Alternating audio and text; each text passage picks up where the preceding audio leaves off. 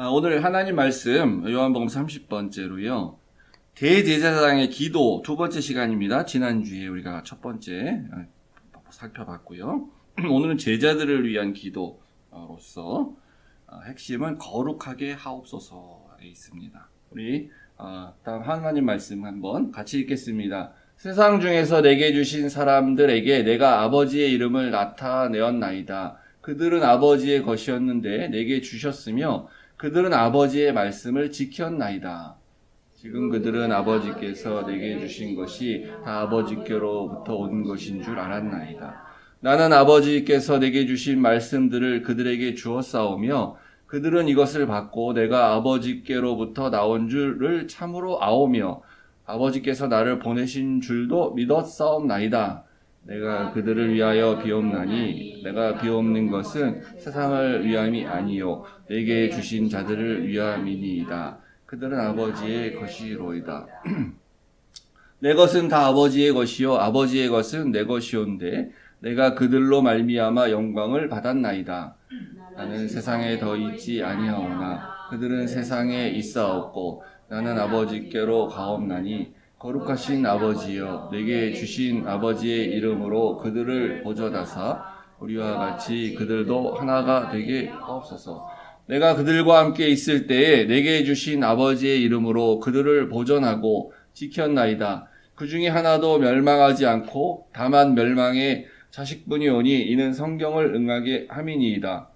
지금 내가 아버지께로 가오니 내가 세상에서 이 말을 하옵는 것은 그들로 내 기쁨을 그들 안에 충만히 가지게 하려 함이나이다. 내가 아버지의 말씀을 그들에게 주었사오매 세상이 그들을 미워하였사오니 이는 내가 세상에 속하지 아니함 같이 그들도 세상에 속하지 아니함으로 인함이니이다. 내가 비옵는 것은 그들을 세상에서 데려가시기를 위함이 아니요 다만 악에 빠지지 않게 보존하시기를 위함이니이다. 내가 세상에 속하지 아니함 같이 그들도 세상에 속하지 아니하옵사옵나이다. 그들을 진리로 거룩하게 하옵소서. 아버지의 말씀은 진리니이다. 아버지께서 나를 세상에 보내신 것 같이 나도 그들을 세상에 보내었고 또 그들을 위하여 내가 나를 거룩하게 하오니 이는 그들도 진리로 거룩함을 얻게 하려 함이니이다. 아멘. 하나님 아버지, 예수님의 제자들을 위한 그 기도가 오늘 우리를 위한 기도가 되게 하여 주시옵소서. 예수님의 그 간절한 기도대로 우리도 그러한 기도에 응답되는 삶을 살아가는 주님의 제자 되게 하여 주시옵소서. 예수님 이름으로 기도했습니다. 아멘. 지난주 말씀드린 대로 이 17장은 마치 구약의 대제사장이 1년에 한 번 속죄일날, 대속죄일날 지성소에 들어가서 하나님께 드리는 의식, 그런 예전적 구조나 비슷하다라고 말씀드렸습니다. 그때 대제사장은 어떻게 하냐면 먼저 자기 죄를 속죄를 해요. 용서해 주십시오. 그 다음에 다른 제사장들의 죄를 속죄해 주십시오. 하고 나서 온 이스라엘 전체 백성들 공동체를 위해서 속죄를 진행하는 그렇게 합니다. 요 17장이 그런 구조로 딱 돼 있는 거예요. 자신을 위한 기도를 먼저 하시고 그리고 제자들을 위한 기도를 하시고 나중에는 모든 믿는 사람들을 위한 기도를 하시고 있습니다. 오늘 두 번째 시간으로 제자들을 위한 기도인데요. 그럼 제자란 누구를 말하는 걸까요? 제자란 당연히 이제 우리가 알다시피 12사도 제자겠지. 맞아요. 예수님이 지상에서 사역하시는 동안에는 예수님을 그러니까 소위 말해 랍비, 스승으로 모시고 예수님을 열심히 따라다닌 스승님을 부르면서 따라다닌 그 사람들이 제자예요. 그 중에서 이제 12명을 택해서 사도라 칭했죠. 제자들 중에서도 특별히. 그래서 12명이 이제 제자가 확실하고요. 그리고 나서 제자의 목록에는 들지 않지만 이제 우리가 아는 뭐 성경을 쓴 마가라든가 누가 이런 사람들도 이제 제자예요. 그러니까 예수님한테 직접 듣기도 했었고 또 예수님의 제자들한테 또 이제 나중에 또 더 듣기도 했고 그런 사람이고요. 그리고 사도행전 이제 1장에 보면 1장인가 2장에 보면은 가룟 유다 대신에 가룟 유다가 이제 죽었죠. 이제 배신을 해서 제자 한 명을 이제 추가로 세우게 됩니다. 그때 제비뽑기를 하는데 이제 마띠아라는 사람이 뽑혀요. 이 사람도 제자인 거죠. 그리고 거기 조건이 처음부터 이 모든 일에 대해서 증인된 자, 목격한 사람. 그러니까 이 마띠아도 예수님 사기 시작 때부터 그냥 옆에 따라다니면서 다 듣고 했던 그런 사람인 것 같았어요. 근데 여기 때 제비를 뽑는데 다른 그릭 한 사람이 또 있었죠. 바사바라는 사람이 있습니다. 우린 거의 기억 못하는. 그러니까 이 사람 둘 중에 아무나 해도 될 자격이 충분히 있었다는 거죠. 그래서 제비를 뽑게 됩니다. 그러니까 이 사람도 예수님의 제자죠. 그리고 그때 고일을 할 때 거기 성경에 보면 120명 정도의 사람들이 이렇게 모여 있었다고 합니다. 그러니까 이 사람들도 다 당시의 기준으로 봤을 때 예수님의 제자입니다.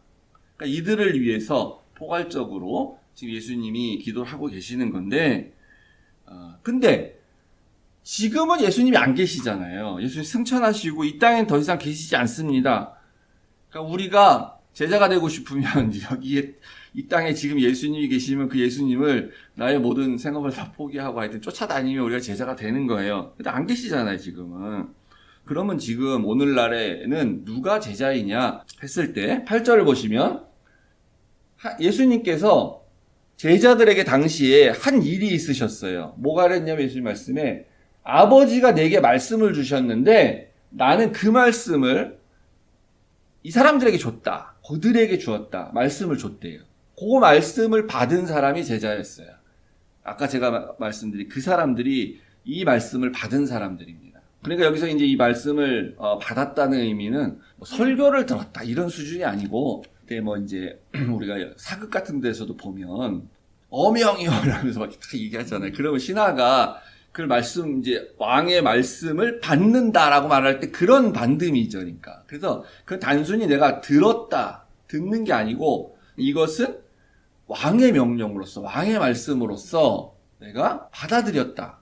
나는 이거 목숨같이 여기고 하여튼 이렇게 최고의 권위를 두고 일단 이렇게 억셉트했다. 그런 받음이에요. 그래서 받았는데 거기서 끝난 게 아니고 받았고 그리고 그거에 대해서 예수님이 가르쳐줘서 또 깨닫게 됐어요. 알게 됐죠. 받은 걸로 끝나면 안 됩니다. 또 알게 되는 것에서 끝나는 게 아니고 그 다음에는 믿어야 돼요. 그걸. 알게 됐다와 믿어야 됐다는 건 사실은 이제 거의 동시에 일어날 수도 있고 종이 한 장 차이일 수도 있는데 이렇게 왜 구분해서 말하는가 하면은 내가 배운 거에 대해서 그대로 뭐 이렇게 뭐랄까 레코드 다시 틀듯이 그냥 말할 수 있으면 그거는 안 거죠. 그런데 사는데 그렇게 안 살면 그건 믿은 게 아닌 거예요. 그러니까 여기서 믿는다라고 하는 것은 아는 만큼 삶도 그 믿는 믿음대로 살 때 그때 그 사람들을 이제 제자라고 한 겁니다.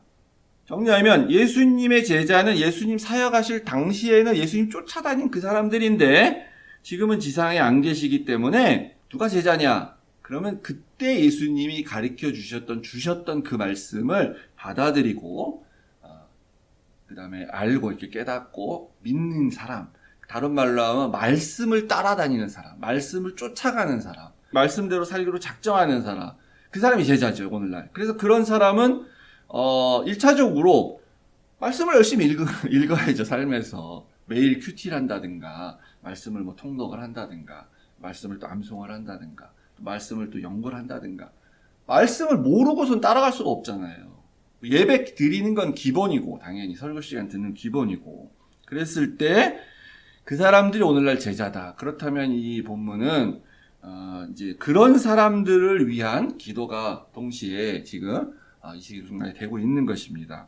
이 두 번째 제자들을 위한 기도의 그런 목적은 무엇이냐? 이제 이들이 제자인데 그것이 바로 19절의 말씀이에요.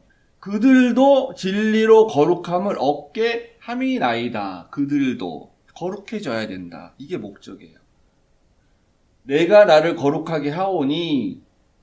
그래서 첫 번째 기도에서는 예수님 스스로가 자기를 위해서 기도할 때 자기도 영화롭게 하옵소서 라고 하는 걸 다른 말로 하면 거룩하게 하옵소서 라고 자기도 거룩해졌으니, 그러니까 대제사장이 기도할 때 제자를 속죄해 주세요 말하고 나의 속죄에서 끝나는 게 아니라 다른 제사장들의 제도 속죄해 주세요라고 말하는 것처럼 내가 거룩해졌으니 이제 이 제자들도 거룩해져야 됩니다. 그래서 그것을 위해서 이제 예수님 기도를 하는 겁니다. 이 거룩하다는 것은 이제 뭐 다 알다시피 무슨 외형적인 모습이 거룩해 보이시네요, 뭐 성스러워 보이시네요, 뭐 이렇게 거룩해진다고 하니까 이제 목사들의 가장 그 두드러진 특징은 항상 위험 있게 걷고 성경책에서 옆에 딱 끼면서 목소리도 좀 깔고 뭐 이렇게 이러면 모양이 약간 거룩해 보이는 모양이긴 하지만 당연히 그런 거룩함 말하는 거 아니겠죠. 그런 외형적인 거룩함이 아니라 말 그대로 이 말 뜻은 구별된 삶을 살아야 된다는 겁니다. 구별된 삶을 살아야 된다. 그러면 이 거룩한 삶, 구별된 삶을 살아가는 데 있어서 가장 장애물은 뭘까요? 가장 큰 적. 그렇게 우리를 살지 못하게 하는 장애물. 여러 가지가 있겠지만 예수님은 한 가지를 지적하고 계세요. 15절에 보시면 그 기도를 하시는 겁니다. 그래서 다만 악에 빠지지 않게 하여 주시옵소서. 저 제자들이 악에 빠지지 않게 좀 해주세요, 하나님. 당연한 듯하게 보이는 기도고 우리도 늘 하는 기도기 때문에 예수님 그래 악에 빠지지 않게 기도를 하셨겠지 생각이 드는데 한편으로 보면 조금 이상하지 않습니까? 그래도 예수님의 제자 정도 되는데 지금 예수님을 살아계시는 동안에 지상에서 예수님과 만나서 예수님의 몸을 만지고 함께 예수님과 밥을 먹고 예수님의 호흡을 같이 하고 그분의 말씀을 직접 듣고 그렇게 훈련받았던 제자들이 그들이 이렇게 악에 빠지는 정도 이게 가룟 유다 이미 이제 한 명은 빠졌죠 악에. 근데 나머지 사람들한테 이 사람들 악해지면 안 돼. 악에 빠지면 안 돼. 이런 정도의 기도를 지금 그렇게 예수님이 하시는 게 이게 좀 맞나? 수준이 있지 그래도 좀 제자들인데 너무 무시하시는 거 아니야? 이렇게 악에 빠지는 걸 하지 말라고 하는 것은 그렇게 생각할 수 있는데 그래서 이 악은요 개인적인 어떤 도덕적인 죄 짓지 않게 해주세요 라고 그런 수준의 악을 말하는 게 아닙니다. 이 악은 어떤 거냐면 내가 개인적으로 죄 짓지 않고 거룩하게 살아야 된다는 걸 넘어서서 그 기본이고 우리가 이 세상에서 살려면은 어쩔 수 없이 생길 수밖에 없고 반드시 맞닥뜨리게 되는 어떤 악이라는 거예요. 개인적인 유혹 뭐 이런 걸 넘어서서 이 악 자체는요 악이라고 했을 때 악 자체는 실체가 없는 거예요 사실은. 악은 그냥 개념이죠. 어떤 것을 했을 때 그것이 악이다라고 정하면 그걸 내가 안 하면 되는 거잖아요. 그냥 그 개념적인 악, 실체가 없는 악은 내가 말씀의 제어를 통해서 내 스스로 좀 제어하면 돼요. 안 하면 돼. 그러면 내가 악인이 되는 건 아니에요. 그런데 이 왜 악에 빠지지 말라고 말씀을 하실까? 이 악이라는 개념에 실체가 없는 것 같아 보이는데 이 악을 쫓아가다 보면 그러면 악의 끝에는 실체가 있는 인격적인 존재인 악마가 있다는 거예요. 다른 말로 하면 사탄이. 악의 길의 끝에는 사단이 있다. 악마가 있다. 그래서 이런 말이 있습니다. 악의 길로 가고 있는 선한 놈. 사람은 선해. 사람은 착해. 믿음도 좋아. 악을 짓지 않으려고 생각하고 있어요, 당연히.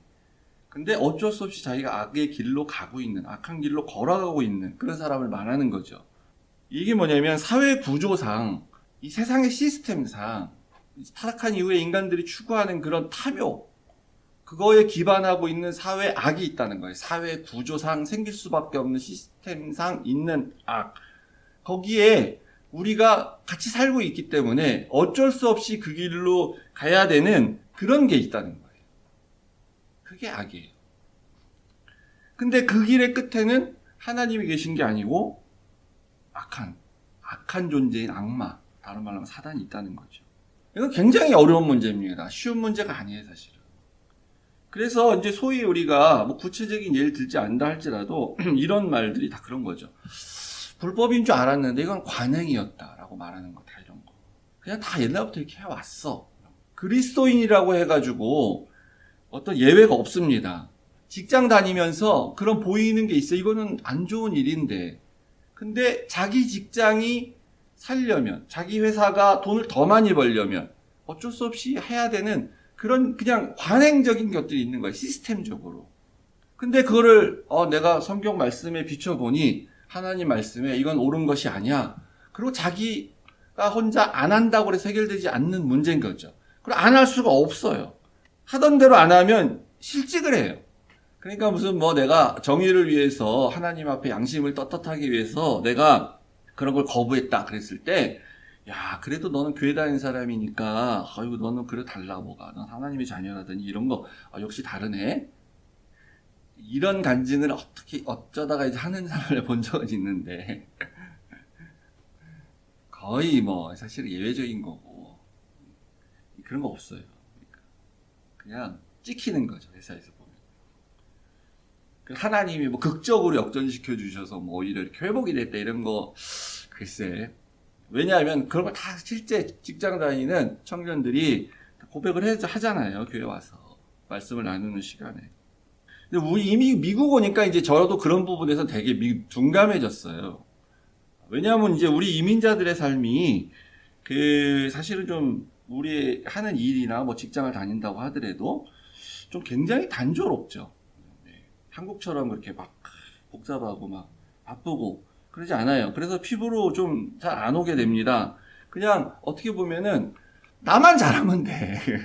미국에서는 그래도. 나만 선하게 뭔가 하려고 하면 그 열매가 있어요, 그래도. 뭐 개인 사업들 주로 하게 되고, 또 이렇게 어떤 그냥 개인 사업체에 고용돼가지고 내가 뭐 일하는 그런 입장이고 뭐 이러니까 나만 열심히 선하게 하나님 말씀대로 하려고 하면 칭찬도 받고, 역시 교회 다니까 다르다 이런 얘기도 듣고, 뭐 열매도 좋고 이렇죠. 근데 한국에서는 좀 다릅니다. 심각해요, 좀. 미국도 뭐 본질적으로 좀 깊이 들어가면 어떤지 잘 모르겠어요. 경험을 보지 않았지만. 그래서 한국에서 제가 청년들을 이렇게 지도하고 뭐 교회에서 청년들 만나고 이럴 때 항상 이제 그런 문제들이 부딪히면서 이런 애들이 계속 나와요. 신앙 되게 좋은데 직장을 그만두고 신학교를 가 어느 날 목사가 되겠다고. 뭐 여러 가지 이유가 있어서 가겠죠. 이제 자기가 뭐 부르심에 응답하려고 가는 것도 있고. 근데 이제 거기에 깔려 있는데 그게 있는 거예요. 자기가 직장에서 계속 갈등을 하는 거예요. 이게 옳은 일이 아닌데 이렇게 너 뭐 그게 힘들어. 근데 가만히 생각해 보니까 내가 그냥 차라리 목사 돼서 하나님 일만 하면 그러면 갈등 없이 그렇게 살 수 있을 것 같은 그런 생각이 드는 거죠. 그래서 참 똑똑하고 그런 애들이 이제 다시 신학교를 가고 그런 걸 보게 되는데 뭐 나쁘다고 할 수는 없습니다. 그래서 자기는 이제 일단은 자기는 그렇게 안 살아도 되니까 양심에 꺼리낌 없이 살아갈 수 있으니까 목사 되면 자기 하기 따름에 따라서. 그리고 이제 여러분들도 그렇게 사시면 안 됩니다 이렇게 말하는 건 좀 쉬우니까 자기가 살긴 힘들어도 우리가 이 악한 길로 가지 않기 위한 첫 번째 시작은 우리가 지금 어디서 살고 있는가에 대한 인식을 해야 됩니다. 우리는 무슨 뭐 어떻게 지금 이렇게 어디 다른 세상에 사는 사람들이 아니에요. 하나님이 만들어 놓으신 어떤 다른 세상에 산 사람이 아니에요. 그게 이제 약간 교회가 그런 곳이라고 착각해서 직장은 직장대로 그냥 뭐 어떻게 하든 상관없고 그냥 교회 가는 것만 좋아가지고 교회 오면 그래도 같은 사람들끼리 얘기하고 그러니까 교회라는 속에 들어와서 나는 교회 속에서만 속해서 사는 사람인 것처럼 그런 착각을 하는 사람들도 있는데 그거는 잠깐 일시적인 거죠. 우리는 근본적으로 사실은 어디에 살고 있냐면 세상에 살고 있어요. 세상에. 세상에 살 수밖에 없잖아요. 당연히. 우리가 무슨 이렇게 산으로 가 살 수 없잖아. 세상을 등지고 수도원에 들어가서 사는 거 그런 거는 성경적인 게 아닌 거예요. 그건 특별히 어떤 뭔가의 그런 돌을 닦거나 이런 사람들한테 필요한 거죠. 우리 모든 사람들이 살 수 있는 게 아니에요. 그래서 그 악에서 빠지지 않게 보존하시기를 기도하고 있는데 앞에 뭐라 그러시냐면 그들을 그렇게 하기 위해서 하나님이 세상에서 이렇게 데려가가지고 어디 다른 곳에서 살게 하기 위한 것이 아니라는 거예요. 예수님 기도하는 것 자체가.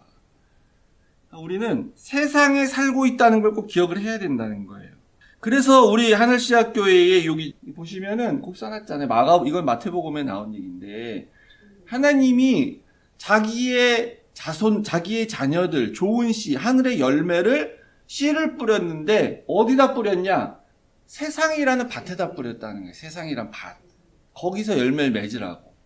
천국이란 밭에다 뿌린 게 아니에요. 근데 우리는 항상 착각을 하고 있는 거죠. 세상이란 밭에 심으셨다. 그게 하늘 씨예요. 하늘 씨앗들. 우리가 하나님 자녀고.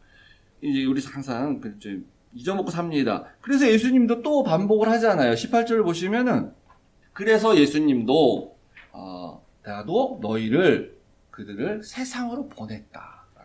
이미 살고 있어요, 지금. 그죠? 이미 세상에 살고 있는데, 특별히 또 나는 세상으로 너희들을 보냈다라고 말하는 건 뭐예요?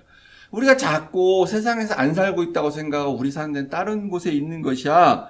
나의 삶은 원래 여기 있는 게 아니야. 나의 실체는 저 천국이란 하늘에 있어. 아직 내가 천국에 가지 못해서, 아직 내가 죽지 않아서, 그냥 난 여기 살고 있는 거지. 그러면서 우리가 이런 찬송, 이 세상, 죄 많은 이 세상은 내 집 아니네. 이런 걸 부르면서 내가 살 곳은 여기가 아니야. 라고 생각하는, 오해하고 있는 거죠. 그래서 예수님 특별하게 내가 너희를 세상으로 보냈다. 라고 말을 하고 있지 않습니까? 파송을 하신 거예요, 오히려. 특정한 목적을 두고 너희들은 세상 가서 살아. 우리가 선교지에 파송하듯이. 그냥 거기가 살아야 돼. 근데 파송을 받아서 보냄을 받은 자들이기 때문에 우리가 이 세상은 내 집 아니다 라고 고백하고 나는 나그네다 라고 이렇게 하면서 사는 거죠, 여기서. 그래서 궁극적인 목적은 하나님의 집, 천국, 하늘나라, 하나님의 나라에 있다라고 생각하는 거죠. 근데 그 전까지는 우리는 세상에서 살고 있는 사람들이다. 그래서 이 세상에서 거룩한 삶을 살아야 돼요. 이 세상에서 구별된 삶을 살아야 됩니다. 아까 말씀드린 그 악한 길이 문제예요. 악한 길. 악한 길로 갈 수밖에 없는 이 구조적인 악. 이건 안 바뀌어요. 이거는 인격이 아니거든요. 이 시스템은 인격이 아니잖아요. 그러니까 스스로 안 바꿔요. 이건 인간이 바꿔야 되는 거예요. 사람이 바꿔야 되는데 너무너무 어려운 거죠, 이게. 바꾸기가.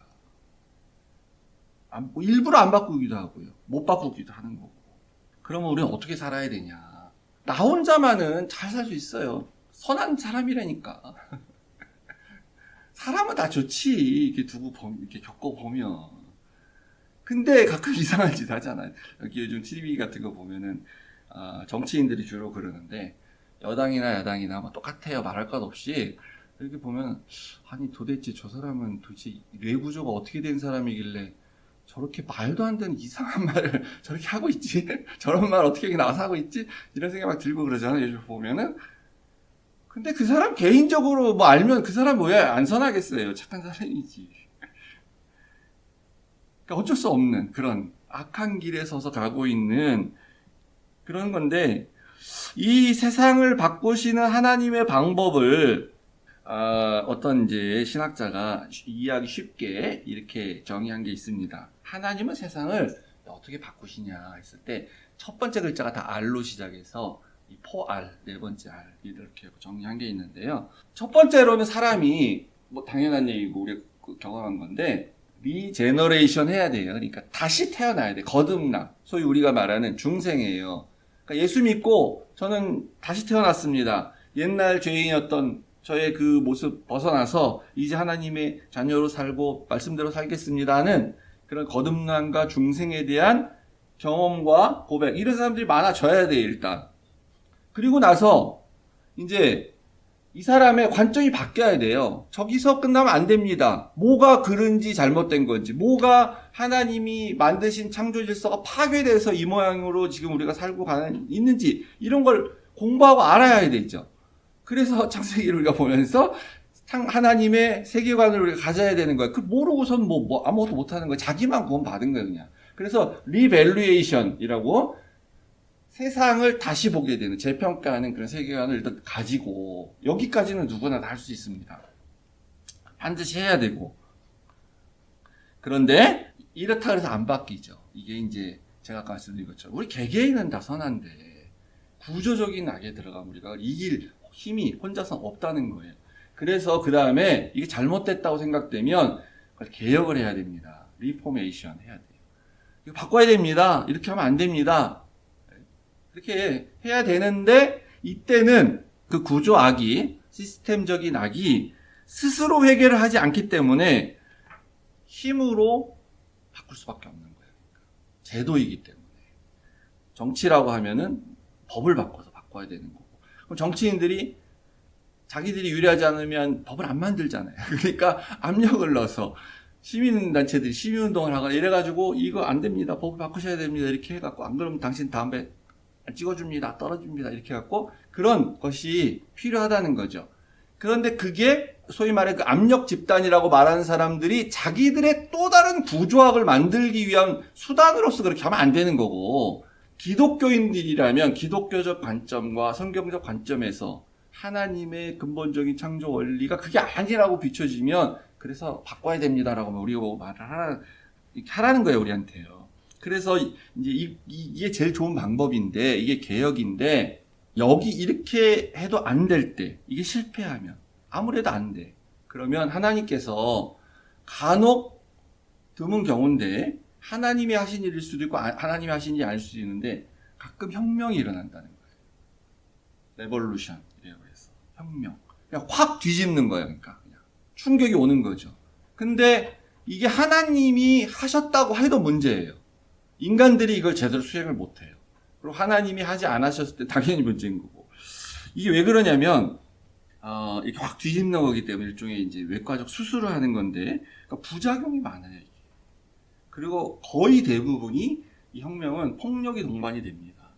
그래서 이 단어가 참 재밌어요. 레볼루션이라는 게, 이 R-E를 빼고, 볼루션이라는 것도 영어 단어 있더라고, 제가 찾아보니까. 그러니까 그 말 자체가, 다시 돌아온다, 순환된다, 공전한다, 그런 뜻이 있는 거예요. 거기에 또, 이제 다시라는 리를 붙였죠. 레볼루션에서.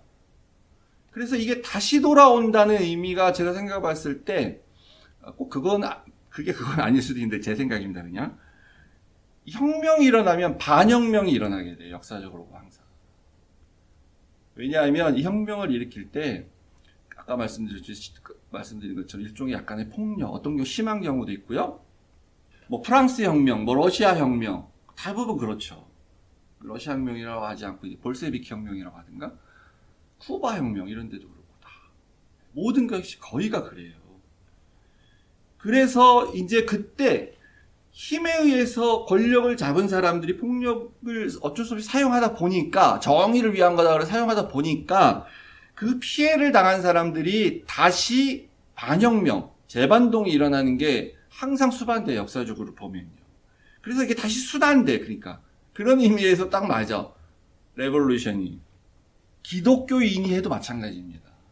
그러니까 세상 사람들이 하면 더 말할 것도 없죠. 1600년대쯤에 그 영국에서 크롬웰이라는 사람이 있었어요. 올리버 크롬웰이라는 사람. 이 사람이 이제 청교도 혁명을 한 사람이에요. 영국의 그 찰스 1세라고 하는 왕이 너무 좀 약간 폭정 비슷하게 이렇게 하게 되니까 이제 거부를 하게 돼요. 의회에서. 그래서 이 왕당파와 의회파가 전쟁을 하게 됩니다. 근데 이 의회파의 그 지지자들이 누구냐면 청교도들이에요. 청교도 교회를 이미 세운 사람들, 종교개혁을 통해서.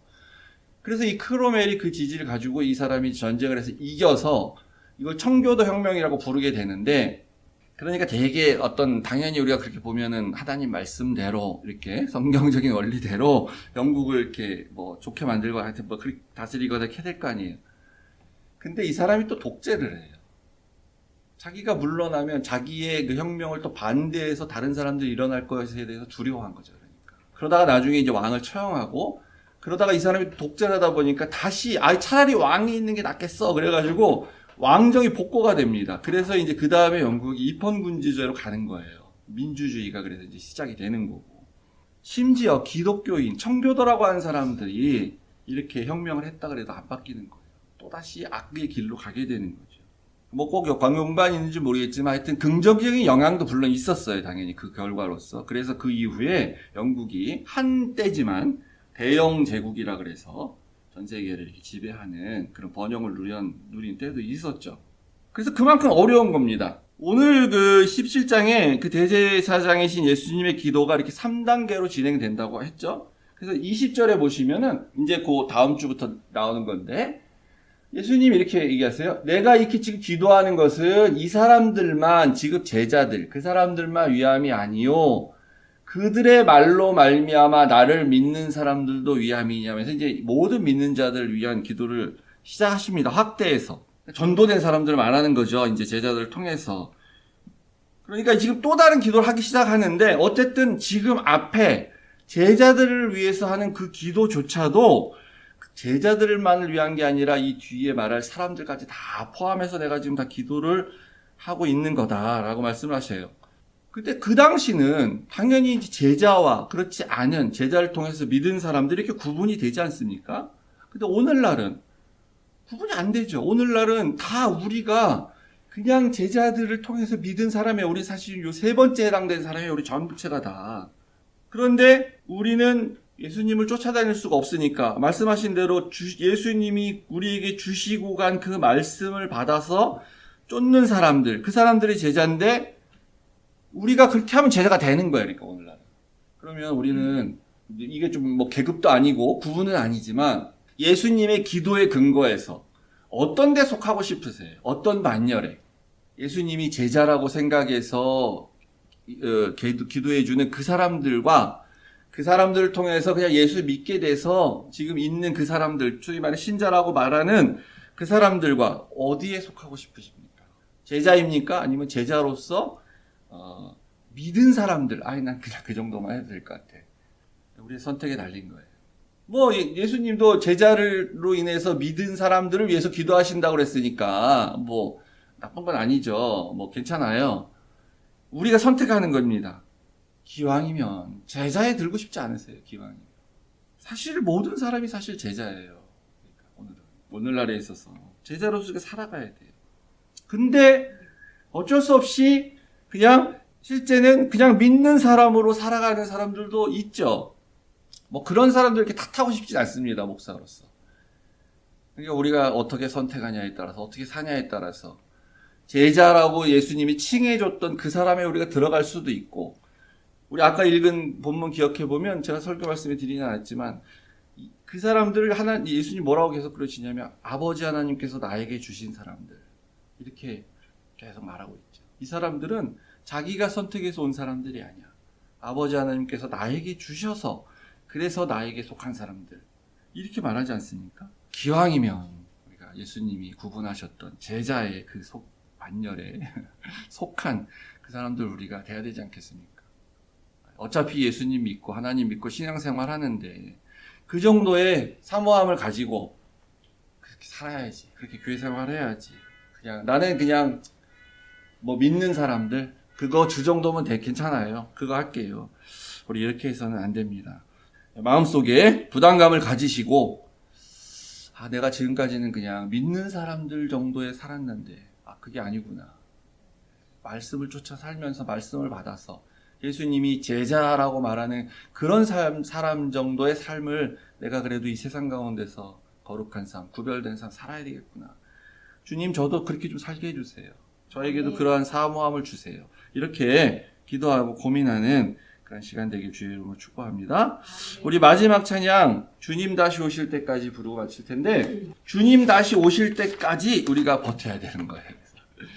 계속 예수님 뭐라 그러냐면 그들을 보전하옵소서 그들을 보전하옵소서 그때까지만 좀 지켜주세요 하나님 그때까지만 좀 버티게 해주세요 그렇게 말하는 거죠. 좀 버텨라. 버티면 돼. 버티면 금방 와. 그때까지만. 이 세상이 힘들지만 이 세상 가운데 사는 거 힘들지만 그러나 좀 버텨봐. 그렇게 말씀하시는 거죠. 주님 다시 오실 때까지 그래서 나는 이 길을 가리라. 이 길은 그 악한 길이 하여 되면 안 되고요. 하나님 말씀하신 그 길을 우리가 가야 된다라고 생각하고 함께 고백하며 찬양 드리겠습니다.